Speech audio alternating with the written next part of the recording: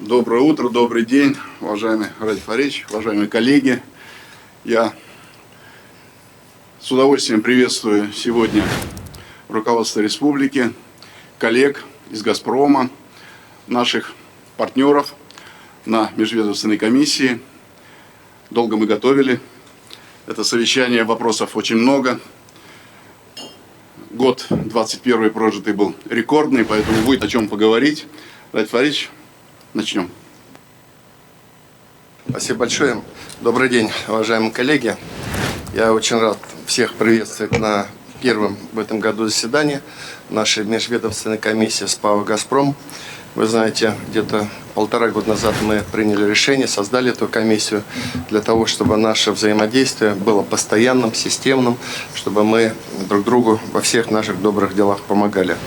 Уважаемые коллеги, мы действительно вошли в новый 2022 год с очень неплохими показателями развития экономики республики. В целом состояние экономики наше бодрое, эффективное и, конечно, во многом это благодаря в том числе работе предприятий «Газпром», эффективных на нашей территории. С вашего разрешения хотел пробежаться по основным базовым направлениям нашей общей работы, потому что есть действительно большие блоки работы, от реализации которых напрямую будет улучшаться состояние и комфорт жизни наших людей. Первое. Мы приступили совместно к реализации программы газоснабжения и газификации республики до 2025 года. Мы очень признательны Алексею Борисовичу Миллеру за поддержку этой программы, потому что она впервые носит такой масштабный и наполненный такими серьезными деньгами объем. 13,5 миллиардов придут на газификацию нашей республики. Что это значит? Это значит 25 тысяч домов, и в 300 социальных объектах пройдет газ. Поэтому нам эту работу надо эффективно проводить. Далее. Мы проводим работу по созданию предприятием «Газпром СПГ» в Стерлитамакском районе комплекса по производству сжиженного газа. Он начнет уже работать в этом году. На базе «Газпром Нефтехим Салават» планируется реализовать крупный проект по переработке 20 миллиардов кубов природного газа с производством из него этилена и пропилена. Это большой проект, к которому мы потихонечку будем двигаться. Очень важным направлением нашей совместной работы является кооперация предприятий «Газпрома» с ОДК УМПО. Компания модернизирует и расширяет линейку газотурбинных двигателей для газовой отрасли. 4 АЛ-31СТ уже поставлено на магистральный газопровод «Силы Сибири», 10 на Баваненковское месторождение, 4 на компрессорной станции «Юбилейная», «Шаран» и «Полянская». Мы очень надеемся на своевременное исполнение Ростехом обязательств, принятых в рамках соглашения по созданию в Шакше комплекса по сборке и испытанию индустриальных двигателей мощностью 6,45 мегаватт и использование 2 опытных образцов двигателей АЛ-41СТ мощностью 25 мегаватт. Большой интересный проект, который начинает активно развиваться. Уважаемые коллеги, у нас также очень широкие перспективы развития газомоторной инфраструктуры. Я сегодня с удовольствием сообщаю по итогам 2021 года, что у нас 41 станция компримированного газа. Мы совместно с Ростовской областью занимаем в Российской Федерации первое место по количеству АГНКС. При этом, что у нас есть планы на строительство и далее подобных очень нужных объектов. Важно нам активнее переводить транспорт на газ. Тем более, что 2/3 затрат на это берет на себя государство.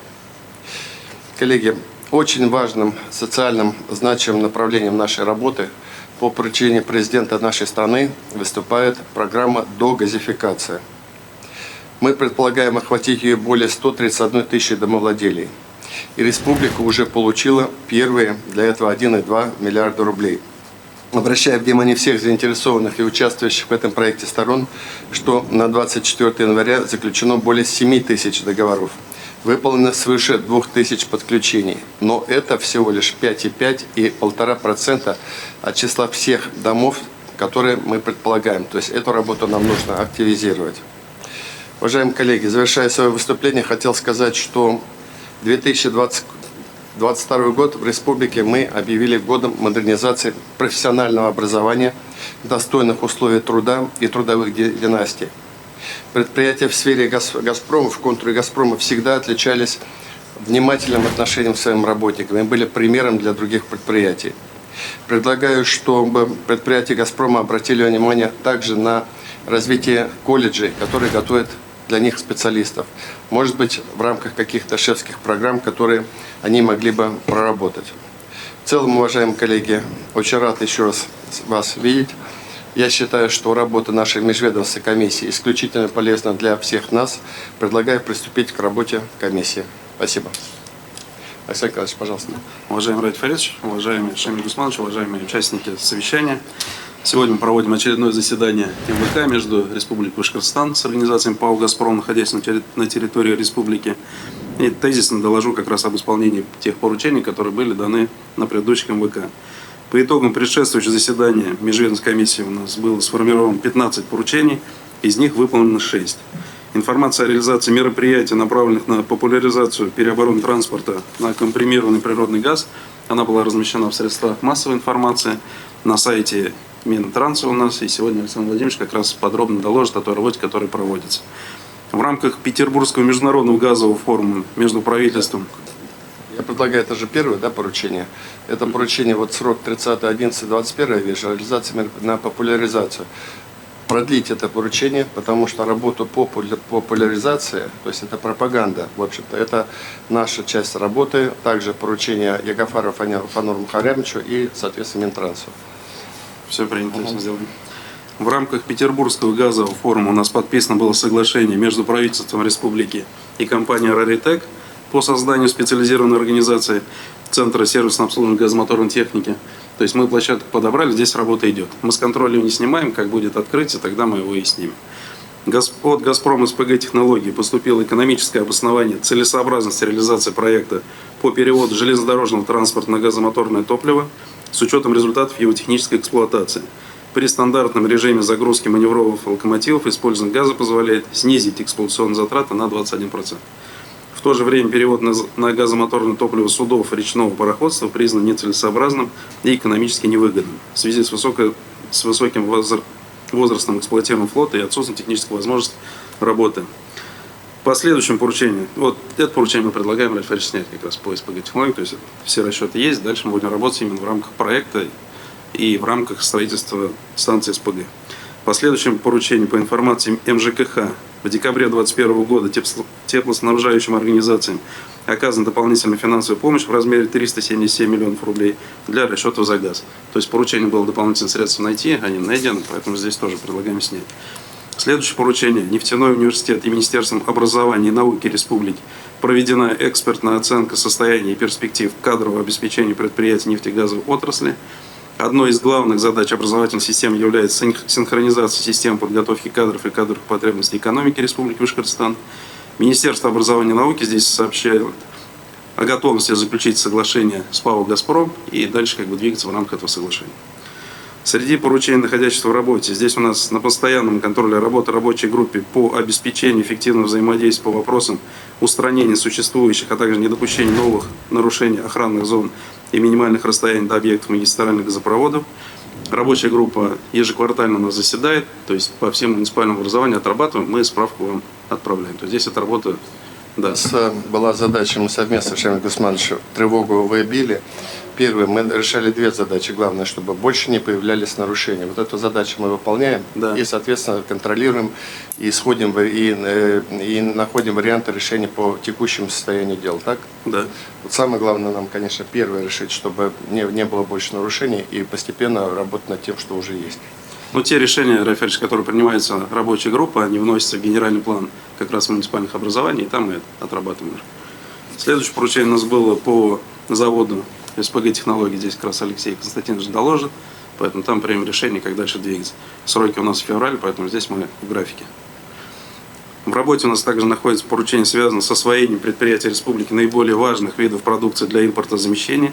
То есть на сегодня у нас 24 предприятия есть в дорожной карте. Мы это обсуждали и в рамках газового форума, и сегодня как раз Шамиль Гусманович и Альберт Рауфович расскажут по той работе, которая есть. Всего у нас с 2014 года предприятием ПАО «Газпром» приобретено 121 наименование продукции на общую сумму 22,5 миллиарда рублей. Вот по году мы еще данные не подвели, по первому полугодию 2021 года у нас было почти 5 миллиардов рублей. То есть здесь у нас планомерно мы растем. Уважаемые коллеги, это очень важный вопрос. Его там, давайте так, Александр Николаевич, все-таки доступ к участию поставки для «Газпрома» это для нашего бизнеса и для предприятия очень большое. Я, Шамиль Гусманович, вам и вашим коллегам хотел сказать слова благодарности от предприятий, потому что если взять, сравнить, допустим, 16-17 год, у нас идет существенный год, я посмотрел по той справке. Вот только вы не дали на объемы за 21 год, наверное, еще их нету, да? Не подвели. В целом 2020 год был очень полезный и позитивный в части большого объема, который, соответственно, наше предприятие. За это огромное спасибо. Поэтому это я предлагаю как-то в ходе следующего МВК прям предметно с приглашением предприятия. У нас, кстати, сегодня это предприятие приглашено, да, которое мы хотели рекомендовать к работе. Хорошо, спасибо. Но у нас здесь, мы как раз на газовом форуме поднимали вопрос в структурах «Газпрома» ввести бальность. Мы и письма написали за Андрей Геннадьевич. То есть предприятия, находящиеся на территории субъекта, имели приоритет для поставки на территории «Газпрома», на структурном подразделении «Газпром», находящемся на территории этого субъекта. Ну, чтобы как бы какая-то там хотя бы плюшка была для наших предприятий. Еще одно поручение было, это подготовка плана мероприятий по актуализации схемы теплоснабжения Кумертау. То есть два варианта сейчас есть. Это действующая ТЭЦ, работа ее продолжения, либо новые системы по теплоснабжению, строительство новых котельных с высоким КПД. У нас в феврале запланировано еще одно совещание по обсуждению как раз двух вариантов. Мы просим продлить. То есть нам вопрос пока еще не закрыт, не решен. По поручениям тезисно все. Дальше как раз Шамиль Гусманович с докладом. Уважаемый Ради Фаридович, уважаемые коллеги, успешное выполнение обязательств по транспортировке газа и уверенное прохождение Республикой Башкортостан отопительного сезона – это первоочередные задачи для «Газпромтрансгаз Уфа». За прошлый год объем транспорта газа составил, Ради Фаридович, обратите внимание, 108,8 миллиардов метров кубических. Это является максимальным значением за всю историю нашей компании. При этом потребителям республики поставлено 15,7 миллиардов метров кубических. Из оперативного резерва Кончуринско-Мусинского комплекса подземного хранения газа, который составлял до начала отбора 4,7 миллиардов метров кубических, на сегодняшний день отобрано 1,7 миллиарда кубических метров, или 36% от активного объема подземного хранилища. Большую роль в повышении надежности газотранспортной системы общества играет, конечно же, инвестиционная программа «Газпрома». Реализация принятых решений проводится в рамках комплексной программы реконструкции технического перевооружения объектов транспорта газа «Газпромтрансгаз Уфа» на 2021-2025 годы.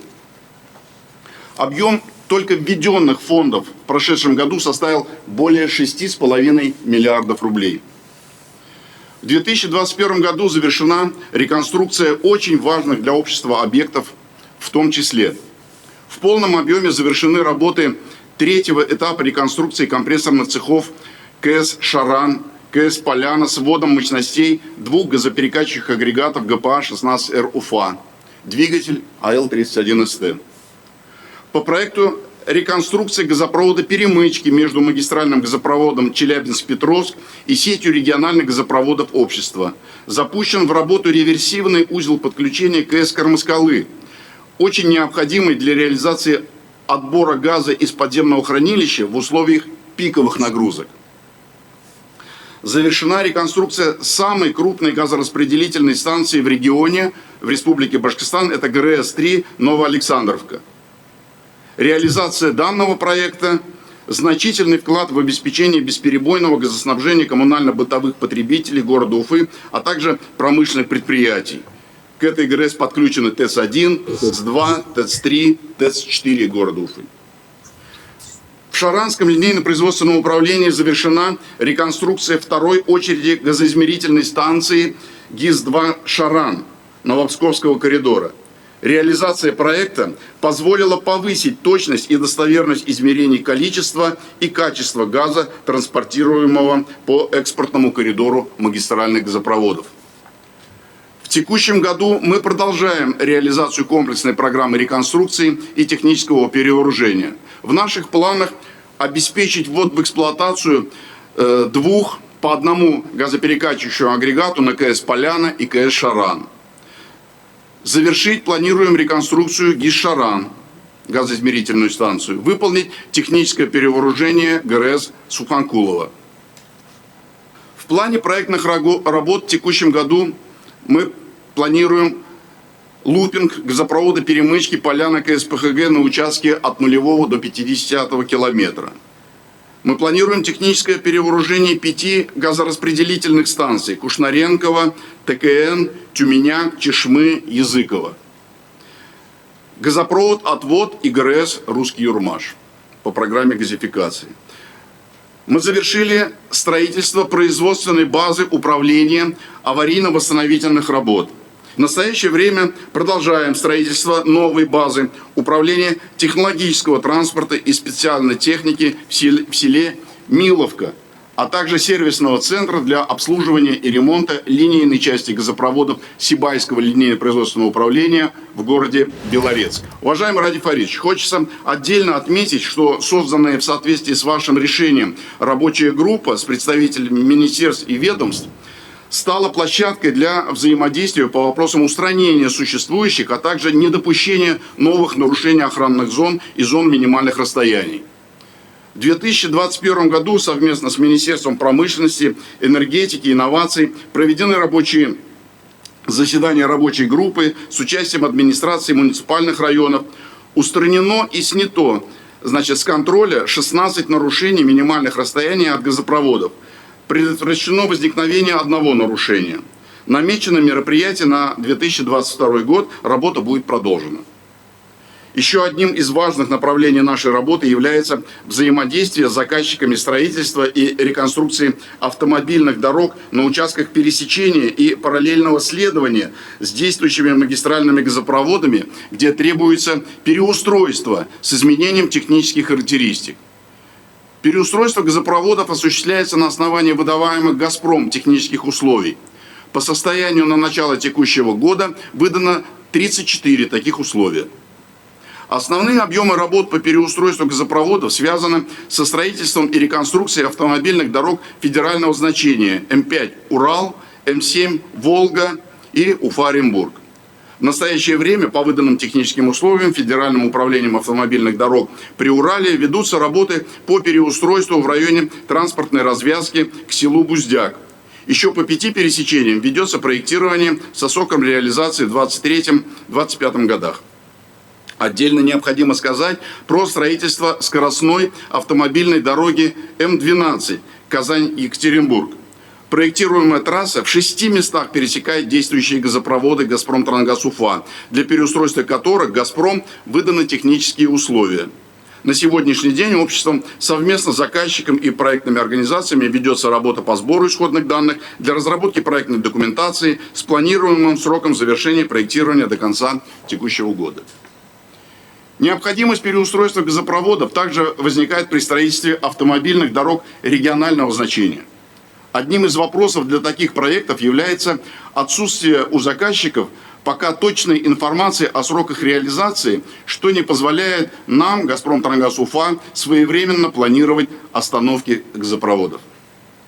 Прошу вас, уважаемый Ради Фаридович, поручить администрации муниципальных районов все-таки синхронизировать свои планы по данному направлению с «Газпром-Трангаз-Уфа».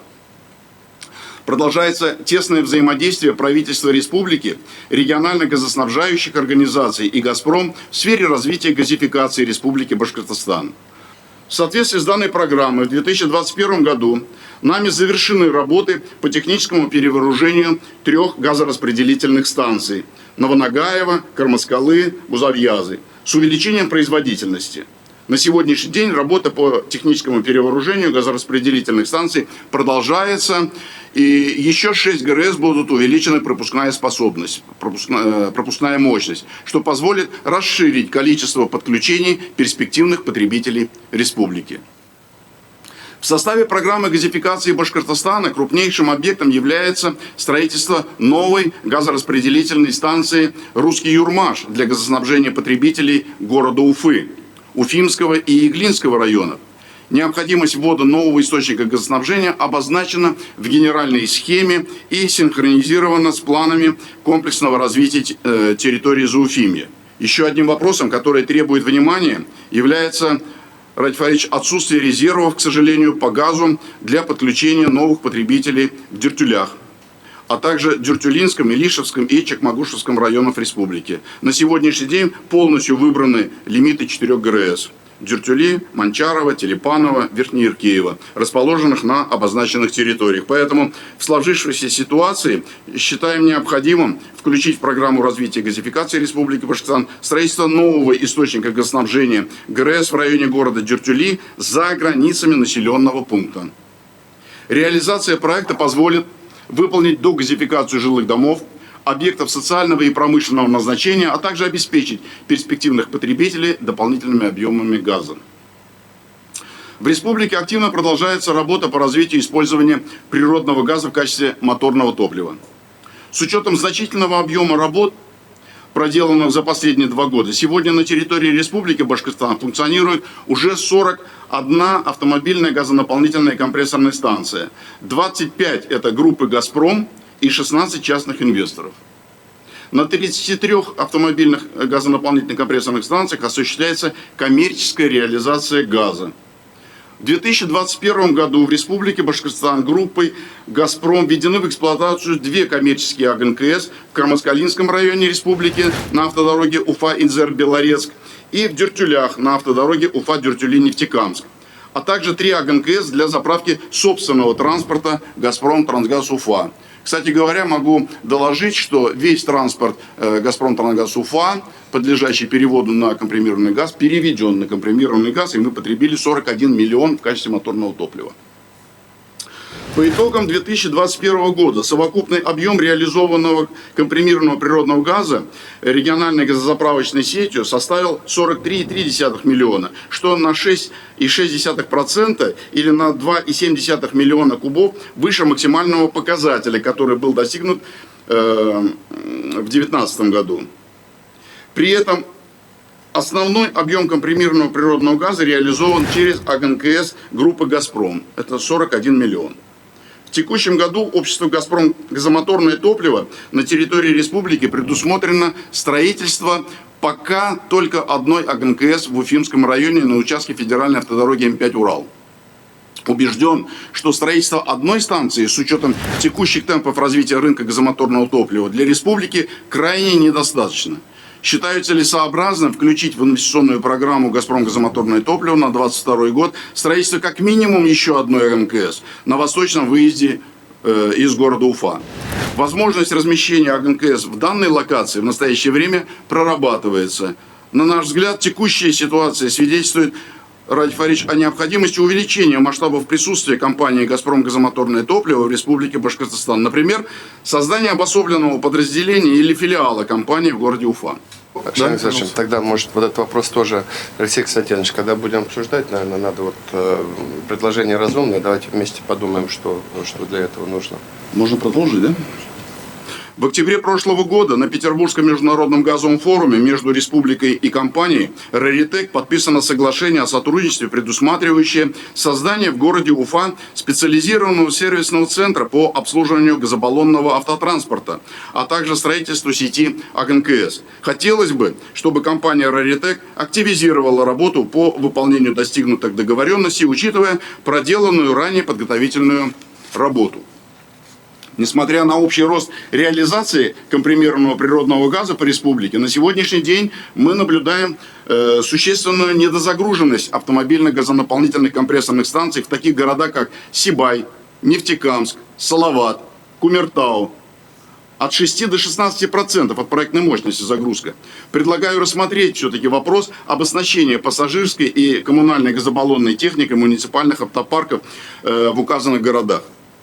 Сейчас в столице республики на природном газе работает всего 59 единиц муниципальной коммунальной техники. Это лишь 11% от общего парка техники, находящейся на балансе муниципальных бюджетных учреждений по благоустройству города. Подобная ситуация характерна и для других муниципальных образований республики. Конечно же, наверное, необходимо детально проработать закупку указанного вида техники для нужд коммунального сектора. Кроме того, Важно отметить необходимость более тщательной проработки вопроса по выделению земельных участков под строительство новых автомобильных газонаполнительных компрессорных станций. Наша общая задача – это создание эффективной разветвленной газозаправочной сети, а не локальная концентрация недозагруженных автомобильных газонаполнительных компрессорных станций в одной географической точке. Сегодня, например, подобную ситуацию мы наблюдаем, к сожалению, в городах Нефтекамск и Кумертау. Продолжается работа по реализации проекта строительства комплекса по сжижению природного газа в городе Салават.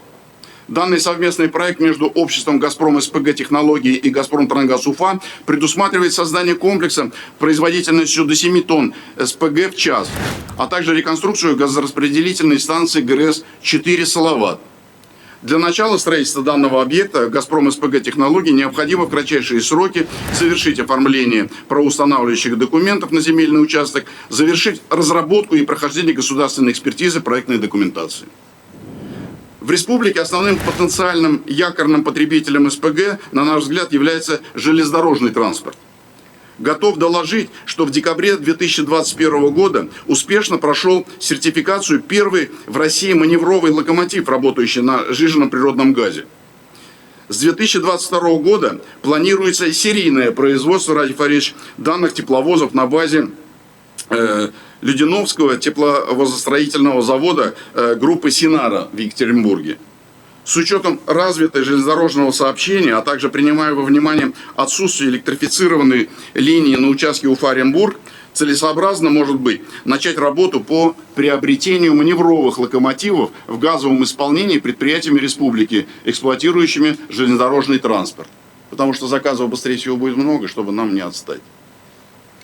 В рамках реализации дорожной карты по расширению использования высокотехнологичной продукции Организации Республики Башкортостан, подписанной в июне прошлого года, в 2021 году проведены совещания по вопросам импортозамещения и технологической независимости с участием региональных производителей, Министерства промышленности, энергетики и инноваций Республики, профильных департаментов «Газпром». Поступившие от предприятий предложения по освоению производства высокотехнологичной импортозамещающей продукции проработаны и направлены в «Газпром». Работа в данном направлении будет продолжена совместно с Министерством промышленности, энергетики и инноваций. Только по итогам первого полугодия 2021 года предприятиями Республики Башкортостан отгружена продукция в организации «Газпрома» на сумму 4,9 миллиарда рублей. Мы уделяем серьезное внимание подготовке персонала. Так, по нашей инициативе на базе Уфимского нефтяного университета открыто и с 2019 года реализуется специализированная магистерская программа подготовки специалистов по техническому диагностированию объектов нефтегазового комплекса. С конца прошлого года мы с коллегами из Уфимского моторостроительного производственного объединения и «Газпром Трангаз Томск» в сотрудничестве с Уфимским нефтяным и Томским политехническими университетами начали работу по организации обучения персонала, занятого эксплуатацией газотурбинных двигателей серии АЛ. Благодаря совместной системной работе по повышению надежности данные двигатели активно внедряются на объектах «Газпрома» в качестве приводов газоперекачивающих агрегатов. В январе текущего года мы приступили к обучению первой объединенной группы рабочих из «Газпром Трангаз Уфа» и «Газпром Трангаз Томск». Это работники «Силы Сибири». По мере расширения географии применения газотурбинных приводов серии АЛ на производственных мощностях «Газпрома» мы совместно с коллегами-моторостроителями и нефтяным университетом готовы обеспечить учебную базу подготовки кадров надлежащей квалификации для вновь вводимых и реконструируемых объектов, может быть, даже для всей отрасли. Уважаемый Ради Фаридович, основой многолетнего плодотворного сотрудничества «Газпрома» и Республики Башкортостан является соглашение, заключенное в 2003 году с дополнительными соглашениями 2008 и 2014 годов. Вместе с тем, действующая редакция документа не учитывает в полной мере новые ориентиры взаимодействия, а также не охватывает весь спектр современных актуальных задач. Предлагаю, уважаемый Ради Фаридович, дать соответствующие поручения по подготовке нового соглашения о сотрудничестве между Республикой Башкортостан и «Газпром» для последующего согласование и подписание на площадке Петербургского международного газового форума в октябре текущего года. Мой доклад закончен. Спасибо за внимание. Спасибо, уважаемый Шамиль Гусманович. Уважаемые коллеги, буквально просто по некоторым моментам, на что обратить внимание. Первое, Раиф Рамазанович, пожалуйста, обратите, пожалуйста, внимание, ваша зона ответственности совместно с «Газпромом» по выносу сетей в ходе дорожного строительства. Все рекомендации, которые Шамиль Гусманович обозначил, надо выполнять. И мы договорились, что М12 все-таки очень плотно поработать. Там нужно очень быстро, энергично работать, потому что срок пуска этой трассы – это 2024 год. Это наша общая ответственность будет, и, безусловно, это поручение президента. Второе, значит, Алан Викторович, здесь, да, МинЖКХ. Вот давайте мы сразу договоримся. Собственно, такие рекомендации давал. Вот мы сейчас осуществляем закуп коммунальной техники на 1 миллиард 400 миллионов рублей. Давайте будем закупать ее на газе сразу. Посмотрите, там мы же раскидываем ее по территориям, там большая доля Уфы, вот это вообще не обсуждается. Уфимская вся техника должна быть на газе. Вот, пожалуйста, тут с Уфой, тут более-менее понятно и так далее. Посмотрите. То есть, вот, Александр Николаевич, вы тогда с Аланом Викторовичем там сверьте часы, какая техника, соответственно, должна быть на газе. Определенная, большая, значительная доля. Значит, я предлагаю, Александр Николаевич, на ВКС в течение этого месяца, там, февраля месяца, рассмотреть, как главами муниципалитетов выполняется наше поручение о переводе техники на газ, соответственно, коммунальная техника, служебная техника и так далее. То, что Шамиль Гусманович сейчас обозначил, Сибай, Нефтекамск, Салават, Кумертау, это тревожный звонок, значит, там работа двигается не столь энергично, как бы мы хотели. Сибай уже, действительно, там уже станция одна из первых, она года 3 уже стоит, и, по-моему, 5-7% у нее там объем загрузки. Сразу будет возникать, зачем мы лупим эти АГНКСы. Вообще, в целом, вот мы же договорились, что главы муниципалитетов – это дорога двусторонняя. С одной стороны, мы строим АГНКС, с другой стороны, каждый день должно увеличиться количество техники. По железнодорожному транспорту я предлагаю включить в поручение и проработать этот вопрос, соответственно, с нашими коллегами из РЖД. Занимается хорошо. Так, и по поводу соглашения, безусловно, принимается. Александр Николаевич, как поручение оформите, пожалуйста, и с удовольствием подпишем его уже в актуализированном виде на питерском форуме. Спасибо. Тогда у нас следующий вопрос о взаимодействии ООО «Газпром» Межрегионгаз Уфа и ПАО «Газпром» газораспределение Уфа с правительством республики. Лукманов Альберт Рауфович, пожалуйста. Добрый день, уважаемый Ради Фаридович. Добрый день, уважаемые коллеги. По итогам 2021 года в республику был поставлен газ в объеме 15,7 миллиарда кубических метров, из которых 12,1 составила поставка «Газпром» Межрегионгаз Уфа на сумму 72,5 миллиарда рублей. Ради Фаридович, то решение, которое обсуждалось с вами, с Сергеем Вадимовичем, оно исполнено. За год задолженность потребителей республики сокращена на 91 миллион, это 7%. Но, тем не менее, снижение достигнуто в основном за счет потребителей промышленных, населения. То, что касается теплоснабжающих организаций, у нас произошел рост на 113,7 миллиона рублей. Но, к сожалению, из всех теплоснабжающих организаций в негативном ключе можно отметить город Туймазы. По Кумертау вопрос рассматривается по децентрализации теплоснабжения города Кумертау. Соответственно, эти вопросы обсуждаем и с Аланом Викторовичем, и с Муратом Рустем Хамитовичем. По 2022 году запланировано проектирование 67 межпоселковых газопроводов, 100 и внутрипоселковых сетей в 141 населенном пункте, где расположено 14,6 тысяч домовладений. То, что касается конкретных объектов, это в этом году по строительству, это Бурзянский, Учелинский район и Стерлитамак. Каждые 2 недели проводится федеральный штаб под руководством Новака Александра Валентиновича. На федеральном штабе 11 января 2021 года с участием Андрея Анатольевича Турчака им было предложено возглавить региональные штабы главам субъектов. Ну, соответственно, Ради Фаридович, просим вас возглавить региональный штаб. Соответствующее решение было одобрено и Новаком, и президентом Российской Федерации Путиным Владимиром Владимировичем. Значит, у нас сейчас подача заявок осуществляется через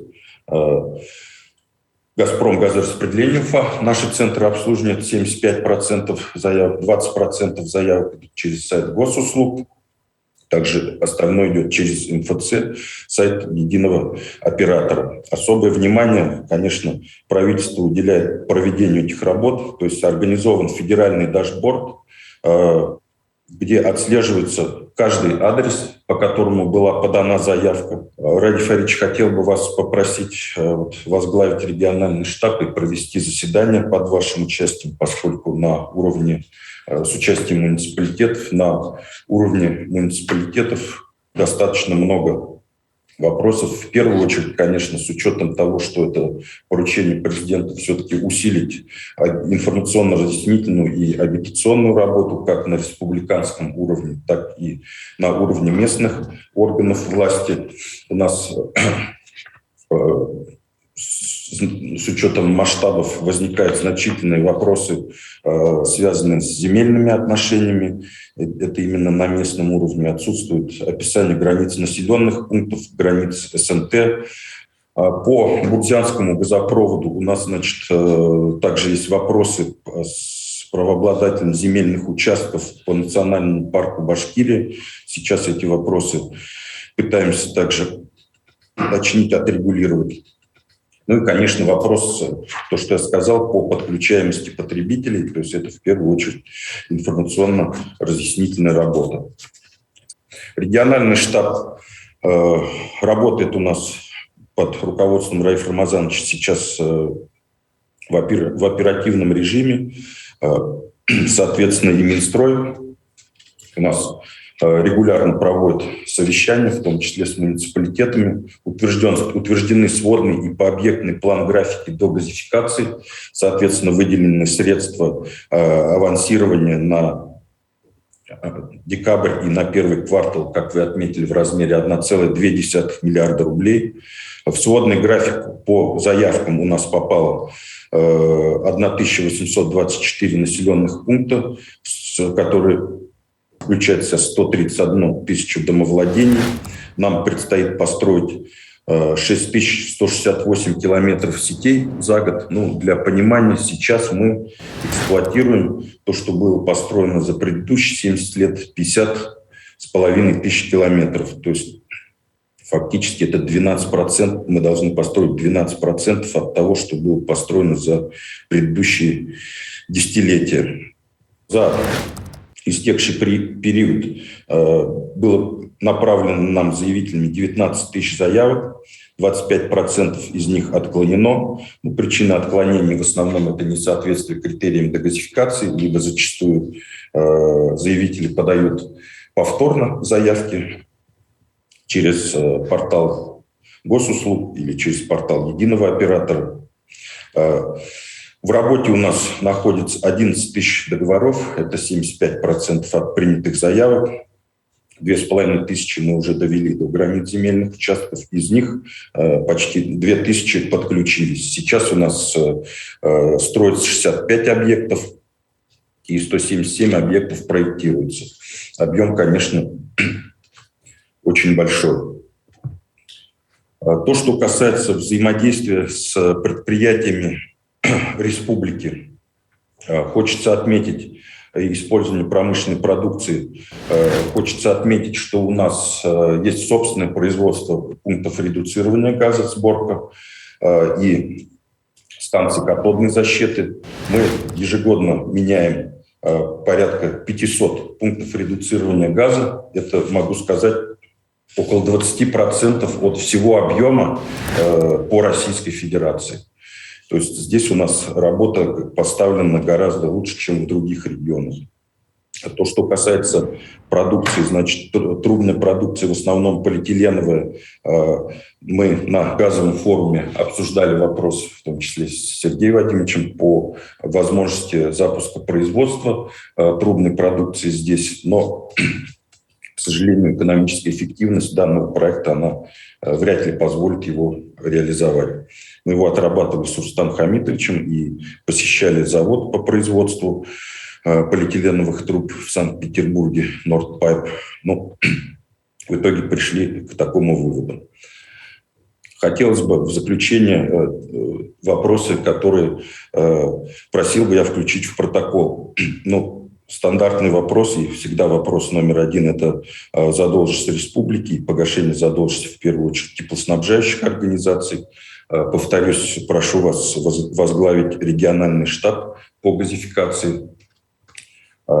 Далее, в декабре в протокол совещания у заместителя председателя правительства были включены предложения по оказанию услуг МФЦ по приему заявок на безвозмездной основе. Я прошу такое решение принять. Для этого нужно их включить в перечень государственных услуг, поскольку затраты на данные расходы у нас нигде не предусмотрены.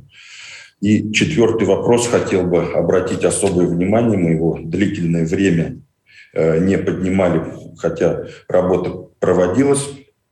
Но сейчас он становится актуальным, поскольку все сети, построенные нами, и денежные средства, которые нам переданы единым оператором газификации, будут внесены в уставный капитал. Хотелось бы рассмотреть вопрос, чтобы республика со своей стороны внесла в уставный капитал сети, находящиеся в республиканской собственности. То есть сейчас в республиканской собственности находится 22,7 тысяч километров сетей, которые мы эксплуатируем. Из них только 6 тысяч объектов поставлено на учет и зарегистрированы права собственности, 17 тысяч объектов не зарегистрированы и не поставлены на кадастровый учет, и ни по одним объектам не установлены охранные зоны. Хотелось бы вот эту работу начать. Она очень масштабная, количество объектов очень большое, но в течение ряда лет совместными усилиями с Минимуществом эту работу провести. Еще раз хотел поблагодарить вас, Радий Фаридович, и правительство Республики Башкортостан за ту поддержку, которую вы оказываете и в реализации наших проектов, и в решении вопросов, существенных для всего «Газпрома», в частности, обеспечения оплаты за поставленный газ. Спасибо. Доклад окончен. Спасибо большое. Штаб возглавляю, безусловно, тогда надо решение оформить. И там, Раиф Рамазанович, посмотрите, следующее, не следующее, но в течение ближайших 2 недель давайте проведем совещание с участием глав муниципалитетов по именно тема, называется будет «До газификации». Текущее состояние, какие задачи на этот год. Тогда сразу там и все вопросы, которые были. Значит, из 4 пунктов вот по МФЦ и по охранным зонам, вернее, по регистрации надо оформить как поручение сегодняшнее и приступить к этой работе. Мне просто сходу я решение не могу вам сказать, мне надо понять источник финансирования и какие это суммы. Вот, по этим вопросам договорились в целом. Ну и Туймазы я предлагаю вывести, это нехорошая история, она у нас раньше не была так сильно, сейчас Туймазы 2 объекта, поэтому Туймазы надо в таком постоянном режиме ситуацию смотреть. Насколько я понял, у нас сильно шум, там фанило Октябрьский вышел из такой красной зоны. Значит, давайте по Туймазу дожимайте эту историю. Ладно? Хорошо, спасибо большое. Следующий вопрос. Статус реализации проекта по строительству комплекса сжижения природного газа в городе Салават. Кахидзе Алексей Константинович, пожалуйста. Добрый день, Радий Фаридович. Добрый день, коллеги. Спасибо за предоставленное слово. За прошедшее время, прошедший период, был оформлен земельный участок вот, вблизи Салават, ГРЭС Салават-4. Плановое изменение категории земельного участка январь, конец января, начало февраля. Плановый вид разрешенное использование земельного участка будет начало марта. На земельные работы мы выходим в марте. Оборудование находится в производстве, проектирование заканчивается, выход из экспертизы плановый конец февраля. У нас здесь несколько вопросов осталось касаемо земельных участков под инфраструктуру. Это очень важный вопрос, потому что поэтому мы не сильно двигаемся. Большая очень просьба, поэтому синхронизировать наши планы с ответственными лицами по предоставлению земельных участков, если такая возможность есть, под будущие периоды ЗП. На них также возможно устанавливать и дополнительные блоки по КПГ. Это имеется в виду, который раскидан уже по территории республики, да? Да. Хорошо. Значит, Наталья Юрьевна здесь, да, у нас? Да, Ради Фаридович, добрый день. Добрый день, коллеги. Наталья Юрьевна, там то, что вот Алексей Константинович говорит по переводу, соответственно, конец января, начало февраля и март, подтверждаете, все нормально там, да? Да, мы стараемся, Ради Фаридович. И все вопросы стараемся снимать в рабочем порядке. А вот по поводу второго вопроса, по инфраструктуре, кто у нас занимается? По земельным участкам. По земельным участкам, да, для развития инфраструктуры. То есть ваши пункты, соответственно, распределения топлива, так ведь? Да. Это небольшое.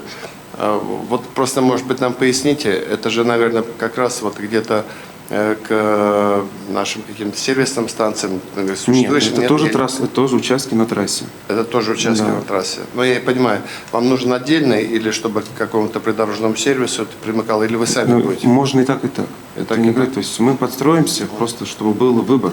Кто у нас этим занимается, Алексей Николаевич? Ради Фаридович, у нас два участка, которые отрабатывались по Крио ТЗП. А вам Это сколько транс- всего надо? Сейчас, секундочку. Сколько надо таких? Сколько дадите? Ну, Столько отработаем. Да, порядок цифр я не понимаю просто. 100, Ну, если 50, возможно, 20, то в районе от 5 до 7 участков. в от этот год. 5 до 7 участков, да? Василий? Да, но, Ради Фаридович, вот по Уфе, то есть два участка, которые отрабатывали, это все-таки Баш Автотранс в Сипайлово и Транстерминал в Шакше. Это Крио ТЗП, то есть там как есть... раз им там рядом получается, так? Вот. А остальные участки, ну это опять будем смотреть сейчас вместе с компримированным газом, то есть это М7, М12, новое строительство. И мы предлагаем, вот сейчас тоже с Сергеем Николаевичем уже запросы сделали, на восточный выезд посмотреть. То есть там, где как раз идут у нас федеральные трассы. Здесь идет СПГ, это как раз большегрузы, это вот тягачи. Трассовые тягачи и карьерные. Ну, смотрите, раз Алексей Константинович говорит, что есть проблемы с этим, давайте эту проблему решать. Есть. Договорились? У нас заправочная Нет, станция. на землю есть это можно Уфимская. сейчас отфиксировать, это же долгий процесс, переводы всевозможные. Нет, не обязательно Параллельно всё дождаться запуска завода конец этого года. Возможно, реализация Наталья только Юрьевна, сейчас. Наталья Юрьевна, давайте вот вам поручение с этим вопросом. Вы тогда еще там подключите к этому вопросу, ну, понятно, и Александр Николаевич должен, потому что где-то, может быть, есть участки рядом с заправками Башнефти, где-то при придорожном сервисе это удобно, может быть, кому-то.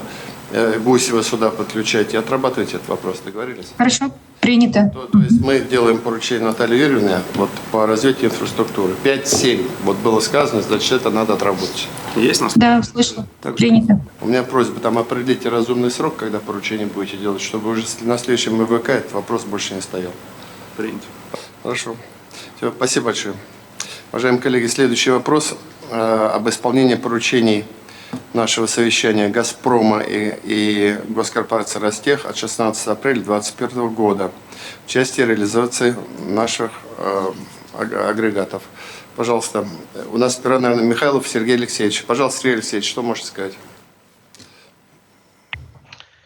Уважаемый Ради Фаритович, уважаемый Шамиль Гусманович, уважаемые коллеги, базовое предприятие Объединенной двигателестроительной корпорации в Республике Башкортостан ОДК ОМПО наращивает выпуск и проведение ремонта промышленных газотурбинных двигателей АЛ-31СТ мощностью 16 мегаватт, а также газотурбинных установок на их основе.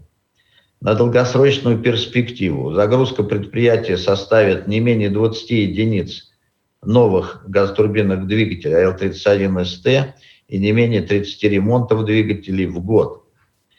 И я хочу подчеркнуть, что вот эти достижения, они связаны с реализацией комплексной программы повышения надежности указанных двигателей и, конечно, колоссальной поддержки со стороны Шамиля Гусмановича и «Газпром Трансгаз Уфа» в использовании этого оборудования, в наработке опыта. в декабре 2021 года сдан в эксплуатацию на комплексной станции «Юбилейная» принадлежности «Газпром-Трансгаз Ухта» компрессорный цех с 2 унифицированными газоперекачивающими агрегатами новой конструкции на базе двигателей АЛ-31СТ. По заказу «Газпрома» ведется разработка двигателя нового поколения АЛ-31СТ-25 мощностью от 25 до 32 мегаватт. В текущем году 2 таких опытных двигателя будут поставлены в ячейки газоперекачивающего агрегата на КС «Арская» принадлежности «Газпром-Трансгаз Казань». В учебном центре ОДК УМПО началось обучение эксплуатационного персонала «Газпром-Трансгаз Томска» особенностям работы двигателей АЛ-31СТ. Для сокращения времени я остановлюсь на отчете по исполнению пунктов протокола, которые непосредственно относятся к деятельности ОДК УМПО и выпускаемой предприятием наземной продукции. Значит, первый пункт, который касается вопросов, связанных с деятельностью предприятий, выпускаемой ими продукции, это пункт 9 и 10. Они касаются поручения сформировать экспертную группу по разработке типового контракта на период жизненного цикла двигателей, а также организовать заключение пилотного проекта контракта на период жизненного цикла двигателей АЛ-31СТ. Значит, докладываю, что такого рода группа сформирована у нас с «Газпромом». Идет активная работа. Значит, буквально на прошлой неделе мы провели очередное заседание и наметили в качестве пилотного проекта для реализации жизненного цикла двигателя АЛ-31СТ это проект по Баваненковскому нефтегазовому месторождению, куда сейчас активно поставляются газоперекачивающие агрегаты с двигателем АЛ-31СТ. До конца текущего года, в соответствии со сроком выполнения пункта 10 протокола, мы однозначно с «Газпромом» подпишем договор по контракту жизненного цикла на двигатель АЛ-31СТ применительно к Баваненковскому месторождению. Следующий пункт 11 касается подготовки предложений по созданию склада запчастей и организации резервного фонда двигателей для объектов, важнейших объектов, имеющих государственное значение. Это магистральный газопровод «Сила Сибири» и Баваненковское месторождение. Значит, докладываю, что руководством УДК одобрено создание резервного фонда наземных двигателей для обеспечения повышения эффективности взаимодействия с заказчиками. В составе или в рамках этого фонда включены 4 двигателя АЛ-31СТ. Значит, этот пункт у нас также выполнен. Пункт 13. Определить стоимость двигателя и газотурбинной установки на базе АЛ-41СТ-25 для комплексной станции «Арская». После того, как мы получим от Департамента ценообразования, собственно говоря, замечания или согласования по нашим предложениям технико-коммерческим, мы, собственно говоря, фактически определим стоимость. В наших предложениях стоимость АЛ-41СТ-25 в «Газпром» направлена. Пункт 14. Сформировать совместную экспертную группу специалистов для сопровождения работ по изготовлению и испытаниям 2 опытных двигателей нового поколения АЛ-41СТ-25. Значит, такая группа у нас создана, экспертная, с соответствующим приказом по ОДК.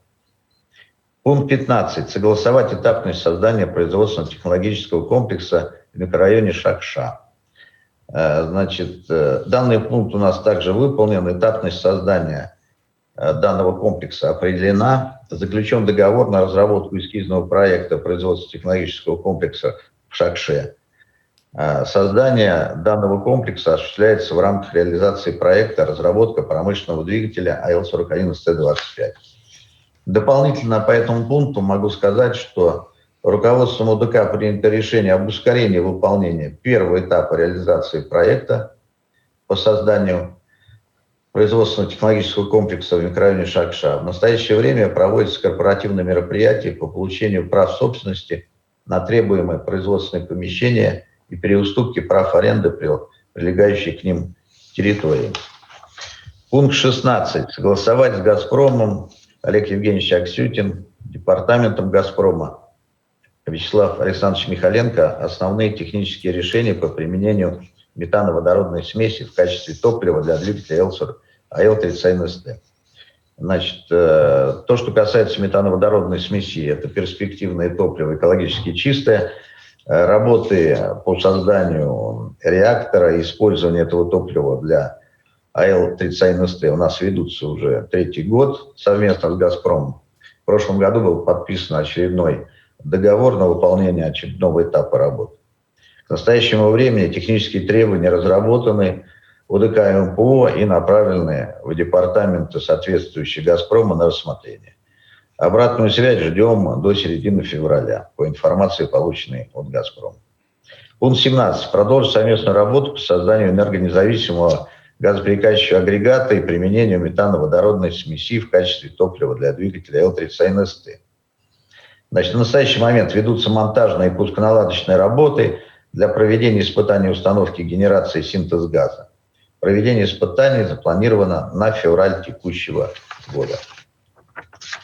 И еще 2 пункта. Пункт 24. Обеспечить поставку 2 головных образцов унифицированного газоперекачивающего агрегата для реконструкции компрессного цеха компрессной станции юбилейная. Как я в начале своего выступления докладывал, значит, эту работу мы провели. Агрегаты с двигателями Л-31СТ непосредственно смонтированы. Агрегаты совершенно новые. Вот. Руководству «Газпрома» они очень понравились. И понравилась работа двигателей в составе этих агрегатов. Значит, до 2028 года запланирована поставка «Газпромом» порядка 67 такого рода агрегатов мощностью 16-25 мегаватт на объекты газового холдинга.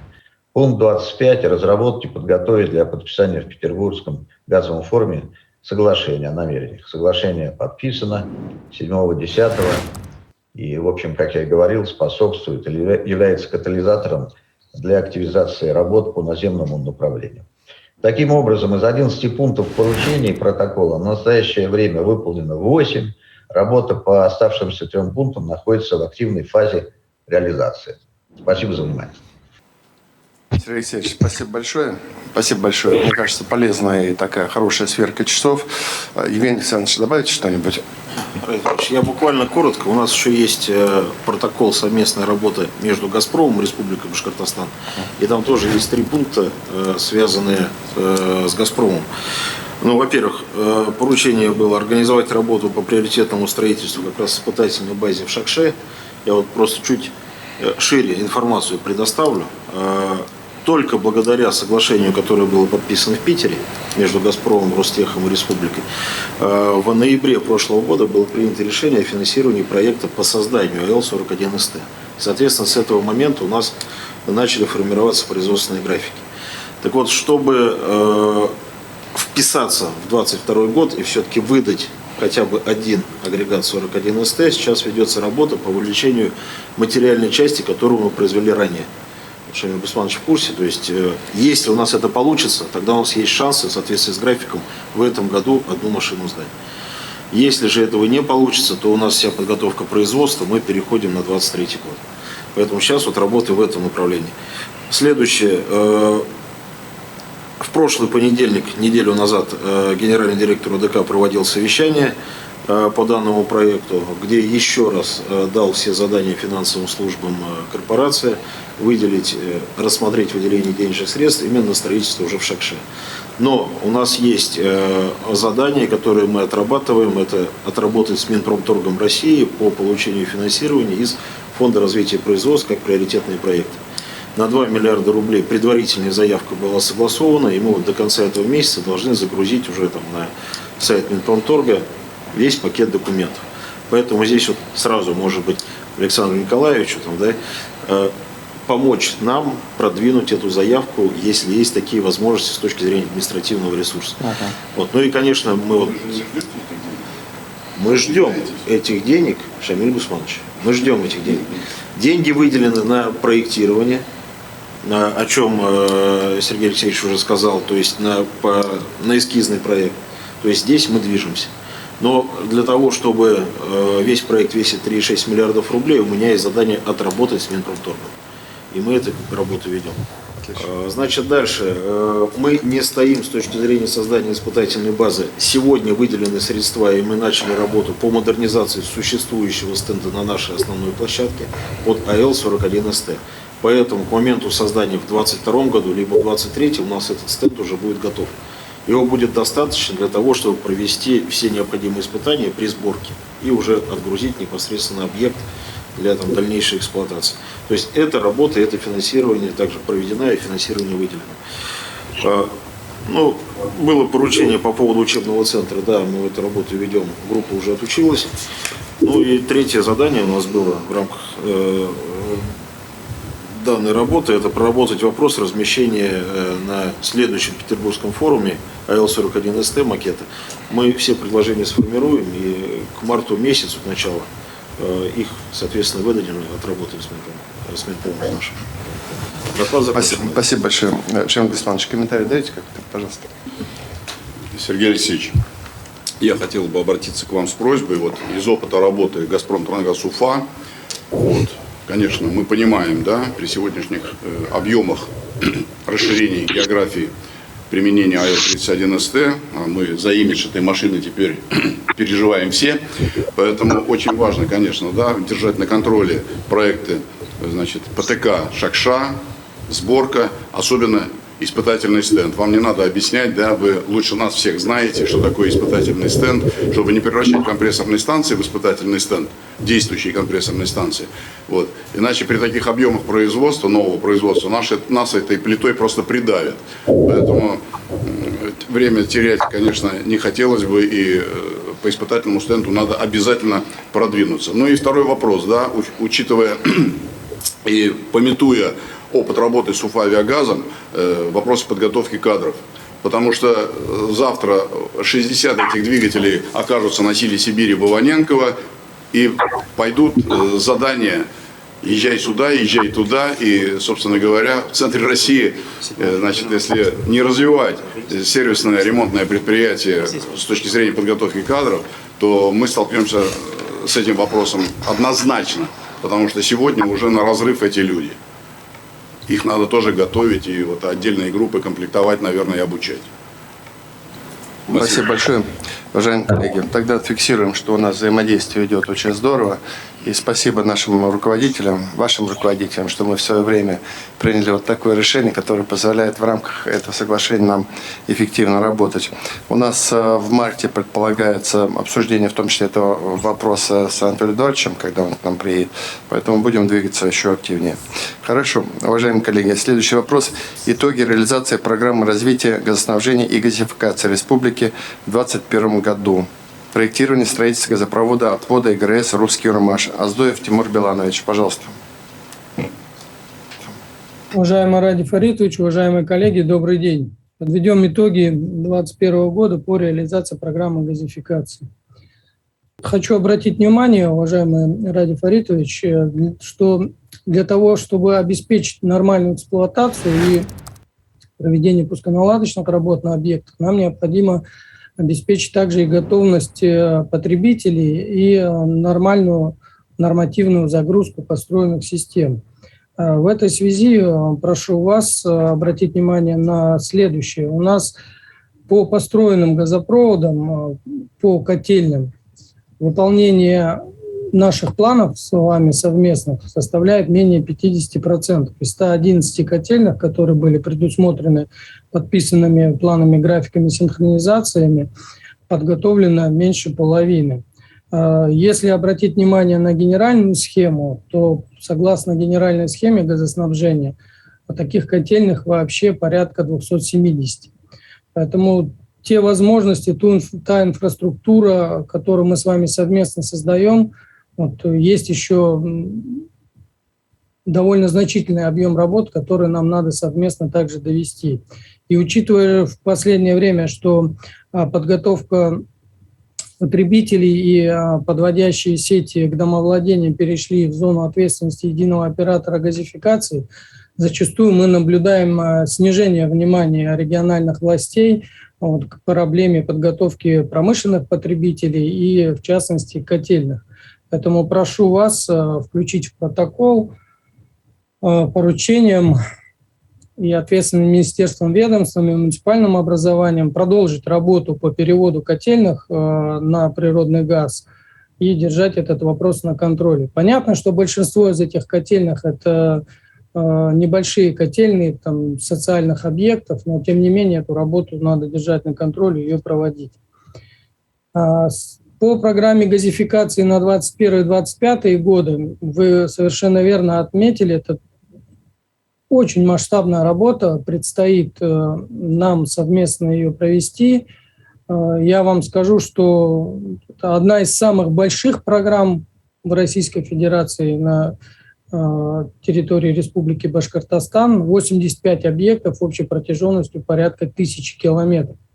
При этом в 2021 году у нас начата реализация 65 объектов протяженностью 807 километров.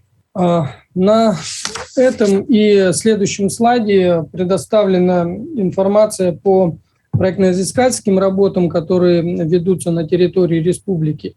Так, работа ведется по 61 объекту протяженностью 653 километра, в том числе 1 газопровод отвод ИГРС, вот, русский Юрмаш, и 60 межпоселковых газопроводов протяженностью 652 километра.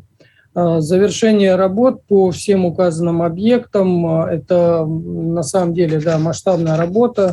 Второй и третий слайд – в 30 районах и населенных пунктах ведется. Завершение работ 2022 год у нас, генеральный проектировщик «Газпром проектирования». Несмотря на то, что, вот я сказал, в 2022 году у нас завершение работ по всем объектам, тем не менее в 2021 году мы смогли завершить проектные работы по 9 объектам. По плану в первом квартале 2022 года мы уже сможем начать строительно-монтажные работы по объекту в Белокатайском районе. Уважаемый Ради Фаритович, хочу обратить внимание и ваше, и коллег на общие проблемные вопросы, которые у нас возникают в решении той задачи, которую мы обозначили. Сроки реализации у нас очень сжатые, поэтому наше конструктивное оперативное взаимодействие является залогом успеха в этой работе. И здесь, во-первых, на что надо обратить внимание, это обеспечение включения сведений об объектах проектирования в соответствующие схемы терпланирования. Из 61 объекта, который мы ведем проектирование, по 8 объектам данная работа у нас еще, к сожалению, не завершена. Поэтому прошу вас поручить детально изучить эти вопросы. Мы находимся в оперативном таком взаимодействии, поэтому та информация, которая нужна от нас, мы ее дадим. Но необходимо завершить эту работу, и все объекты у нас должны находиться в соответствующих схемах терпланирования. Следом у нас идут вопросы по принятию решения о разработке и последующем утверждении ДПТ, документации по планировке территории. Тоже просьба дать поручение органам муниципальной власти, чтобы оперативно все необходимые процедуры проводились для того, чтобы эти решения на уровне республики принимались в сокращенные сроки. Следующий пункт – это принятие решения об установлении публичного сервитута. Учитывая, что объектов у нас много и они протяженные, мы и в прошлом году уже подчеркивали, не хочу подробно останавливаться, но принято решение о приоритетном порядке реализации объектов через установление публичного сервитута, чтобы на этапе строительства мы не сталкивались с отказами землепользователей от заключения договоров аренды. Договор аренды мы заключаем в исключительных случаях, только когда в соответствии с действующим законодательством установление публичного сервитута является недопустимым. И четвертый пункт – это обеспечить особый контроль и недопущение предоставления земельных участков, уже выделенных под размещение газопроводов, сторонним инфраструктурным ресурсоснабжающим организациям или иным юридическим и физическим лицам. На сегодняшний день у нас нет соответствующих проблем в Республике Башкортостан, но, тем не менее, учитывая, что кратно увеличиваются у нас объемы работ на ближайшие годы, прошу, тем не менее, это в качестве поручения также отобразить, чтобы проблем и не возникло в будущем. Это все. Спасибо за такой доклад. Смотрите, суть нашей работы межведомственной комиссии. Мы здесь рассматриваем все-таки базовые вещи. И вот я считаю, что вот мы по дегазификации будет же у нас совещание. Мы же глав соберем. Надо вторым вопросом поставить, соответственно, по котельным. Эта проблема нам понятна, там суммы-то небольшие. Вопрос же не в том, что мы сразу 50%. Я так ощущаю, что мы где-то в движении остановились. Хотя такое, причем это до нас эффективное движение было, я имею в виду до моей работы здесь. Поэтому давайте вот эту историю посмотрим. По тому, что вот сейчас Тимур Биланович говорил, там очень много всевозможных вот вопросов возникает вот по целому ряду объектов, то, о чем он говорил, вот 4 пункта. Там, Тимур Биланович, вот здесь вот, мне кажется, давайте сделаем так, поручим, соответственно, наверное, мне это надо самому будет провести. Там Алан Викторович, Раиф Рамазанович, Александр Николаевич, готовьте вот эту вот историю. То, что касается, давайте так называем совещание, проблемные вопросы реализации плана газификации до 2025 года. Договорились? Рафаэль, да. Сейчас проведем следующий, через неделю это совещание, подготовимся. Нет, давайте. Хорошо. Может быть, там и нет проблем, тогда пожмем руки и идем дальше. Если есть проблемы, их порешаем вместе. Так, коллеги, у нас еще один вопрос небольшой. Это из-за разряда продвижения нами. Я, Шамиль Александрович, боюсь это слово. Меня тут же жалобу один раз написали, промышленный патриотизм. Но, надеюсь, «Газпром» дисциплинированно отсюда не убежит. У нас есть предприятие «Квадро», где мы были. Очень хорошее предприятие на самом деле. И оно производит продукцию, которая потенциально может представлять для вас интерес, как я понимаю. Вот, Вадим Евгеньевич, кратко, пожалуйста, доложите. Спасибо. Добрый день, уважаемый Ради Фаритович, Шамиль Гусманович, уважаемые коллеги. Значит, в январе 2022 года мы запустили наше производство по производству матов базальтовых прошивных. Вся продукция выпускается в соответствии с ГОСТ 21880 2011 года, применяется при изоляции трубопроводов, оборудования, а также для защиты людей от теплового излучения в рабочих зонах. Всегда готовы, то есть... Такая просьба. Ну вот я могу ошибаться, со слов руководителей говорю, что это действительно предприятие, во-первых, качественное, итальянское оборудование и производит, как они говорят, подчеркиваю. Может быть, Альберт Рауфович, вы и Шамиль Гусманович, вы дадите вашим коллегам, которые отвечают за закупочную деятельность, чтобы они нашли время, пригласили, соответственно, Вадима Евгеньевича и посмотрели. Дадите поручение такое? Альберт Рауфович, дадим такое поручение? Конечно. Даем тогда, да? Тогда вот в протокол тоже включаем, ну и, соответственно, посмотрим, как реализация идет. Шамиль Гусманович, пожалуйста, есть какой-то комментарий? Завершение. Ну, я хотел бы поблагодарить, еще раз сказать, что мы прожили очень интересный, сложный, но в то же время очень результативный 2021 год. Вот. Как я говорю, мы запрягли тройку, теперь надо эффективно двигаться вперед. Главные задачи — газификация, энергетическое машиностроение, вот. Ну и газохимия. Надеюсь, в скором времени Леонид Степанович, наверное, нам расскажет об этом проекте. Я хочу пожелать всем удачи, поблагодарить, Ради Фаритович, вас вот, за такое активное участие и помощь в решении всех поставленных задач. И безаварийной всем работы. Уважаемые коллеги, всем хорошего, успешного 2022 года. Спасибо большое. Всего доброго.